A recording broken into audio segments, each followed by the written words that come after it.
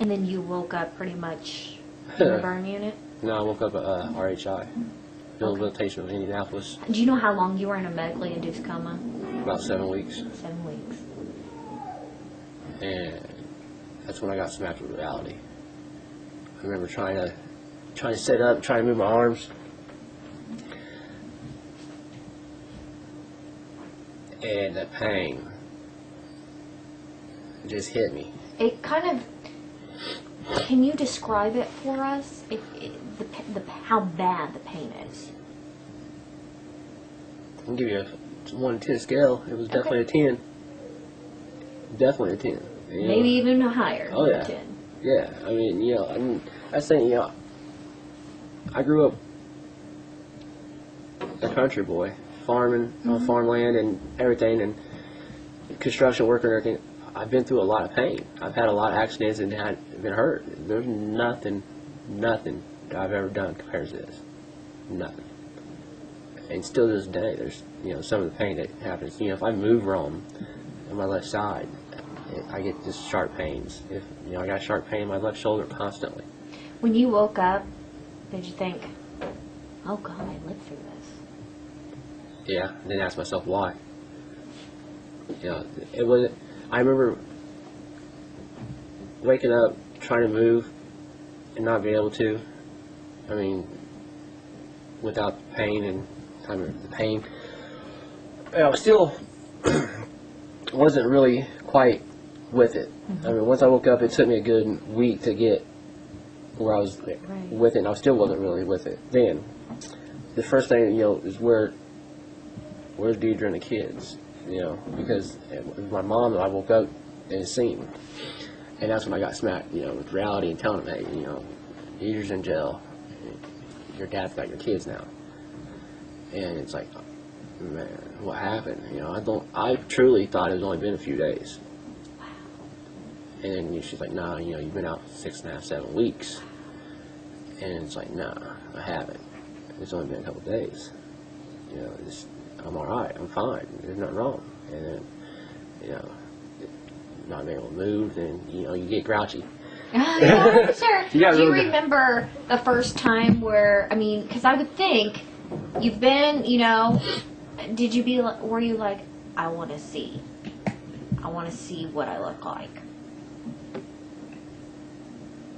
Not really. Not at first. When I first woke up, I asked about a shower. Because my hair was real long and nappy, kind of. Because, all I could get in the shower. It was just a sponge bath, and that's it. But I didn't know that. I was out. And I asked, and the nurse was like, well, we can't give you a shower right now. And I kind of popped off and said a few choice words and asked about, my hygiene and everything. And I was really rude when I first woke up about it.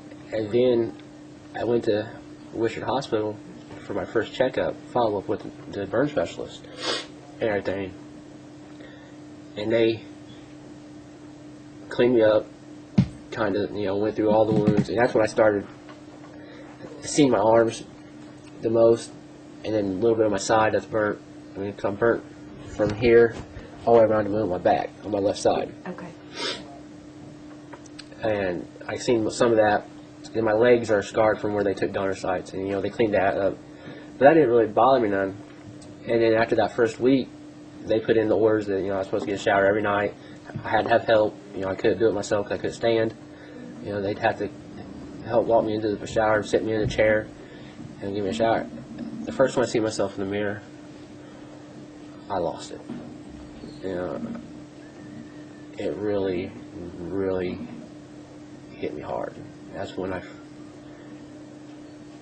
wondered why I made it. Why did I make this? Nobody. I wasn't supposed to.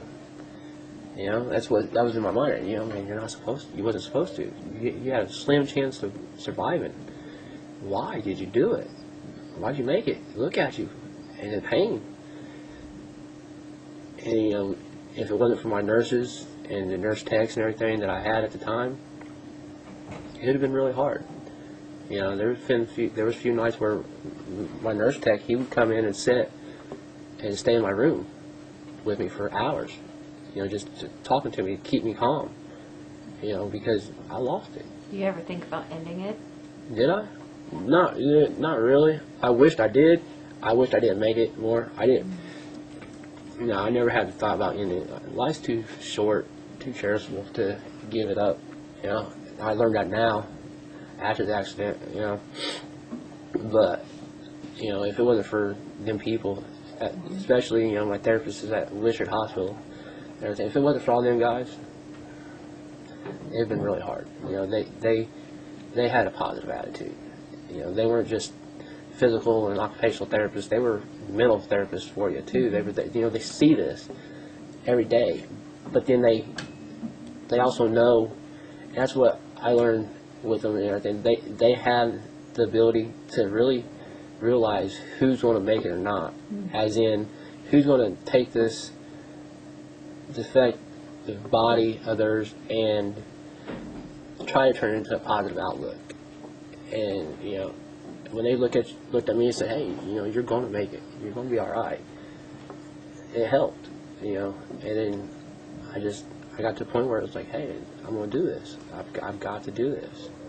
What I wanted to know too is, going back to that night, your kids were in the house. Unfortunately, yes. And what do you think, and I'm sure you've had a lot of time to think about it, is the fact that that's probably ingrained. Whether that is an image and that's going to stick in their head for the rest of their lives. Yeah, he had a hard time. Real hard time. For the first few weeks they were in foster care while my father tried to get all the paperwork and everything done. And once my dad got him, my dad, you know, he's seen the struggles with him. And you know, he was distant from everybody. So whatnot. I mean, he's seen his dad on fire. He's seen, you know, my skin dripping off of me like wax. He's seen all that. And when they first time it got cleared for them, it was okay for them to come to Indianapolis and to see me and everything. And he got to see me and knew that, hey, my dad's all right. He might not look the same, but my dad's all right. He's alive. My parents told me that he changed. He instantly turned around and became the normal son of mine. The one, you know, the outgoing, the lovable kid, you know, instead of the little distant kid. And he's still that way.